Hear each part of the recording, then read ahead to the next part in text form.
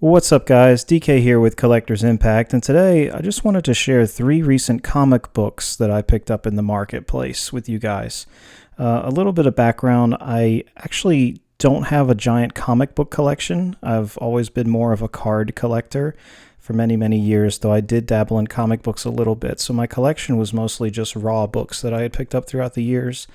And I recently submitted about 20 of them or so to CGC a few months ago.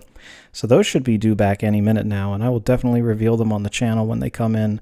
But in the meantime, I'm starting to go ahead and add to my comic book collection, and I've started getting graded comics.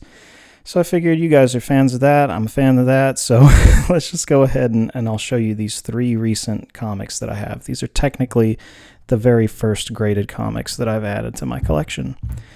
So the first one here is the Guardians of the Galaxy #1 from 1990.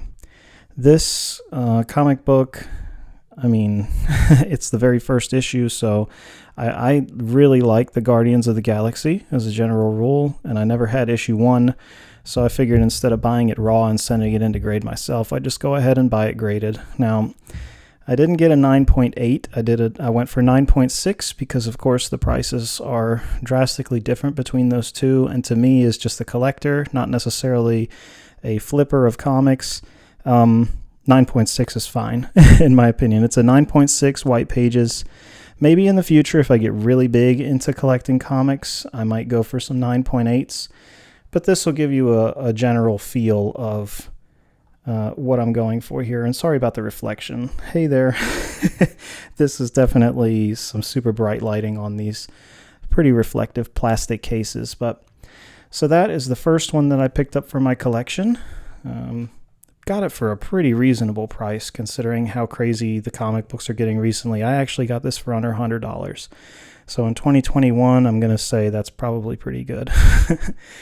All right, so for the next comic, it is Spider-Man number 300, but it's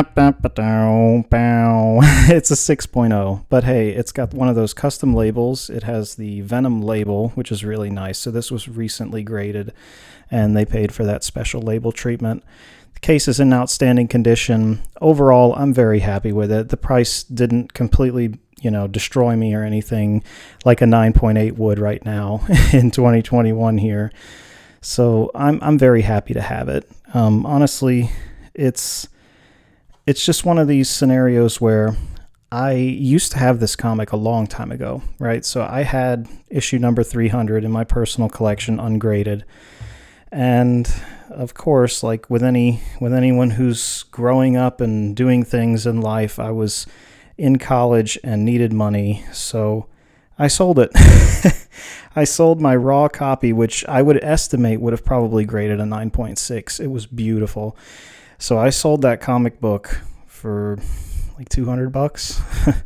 And it's just been one of those things when it comes to collectibles. It's one of those things that I strongly regretted for many, many years.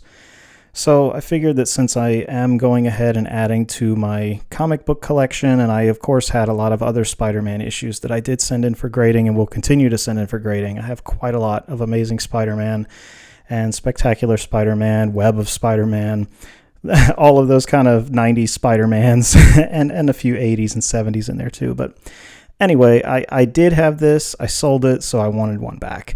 So maybe one day I will probably buy a few raw and try to grade them myself to get a higher grade. Or maybe if stars align, I'll just buy a 9.8 because it is one that I would like to have in a higher grade in my collection. But I am very, very satisfied with this one for now.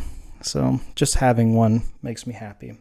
And for the third and final comic book of the video, boom, we have Spider-Man number 26 from 1992, signed by Stan Lee. So that is definitely what makes this comic book special, as the comic book by itself, even in graded condition, isn't that rare or special at the moment, but with Stan Lee's signature on it, it definitely is. I mean, Stan Lee is a legend, an absolute comic legend. Of course, he's the creator of Spider-Man, as well as many other Marvel characters. I mean, he's basically the Miyamoto of Marvel. So Miyamoto, of course, is the Nintendo guy who made Mario and Zelda, just for anyone who may not know.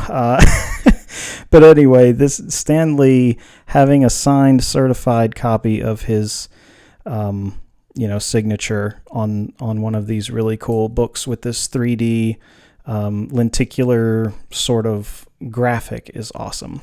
I definitely really am happy to have this piece in my collection.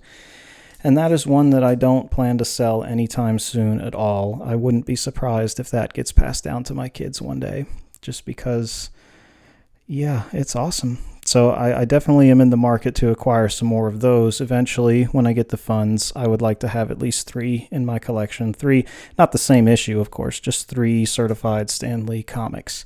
Well, guys, that about wraps it up for the video there. Those were the 3 recent comic books that I purchased and have added to my collection. Those are officially the very first graded comics in the collection.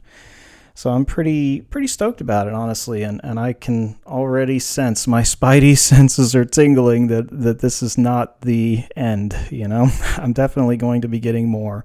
I've already got some storage, one of those little plastic storage bins to fill it up with graded comics. That will be a combination of comics that I send in myself and comics that I also purchase on the open market as both speculative investments and collecting to collect, because that's how I roll.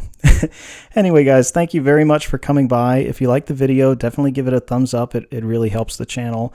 And if you want to see more content like this in the future, definitely subscribe to the Collector's Impact. Would love to see you on the subscriber list. So thanks again for coming by, and I hope to see you again real soon.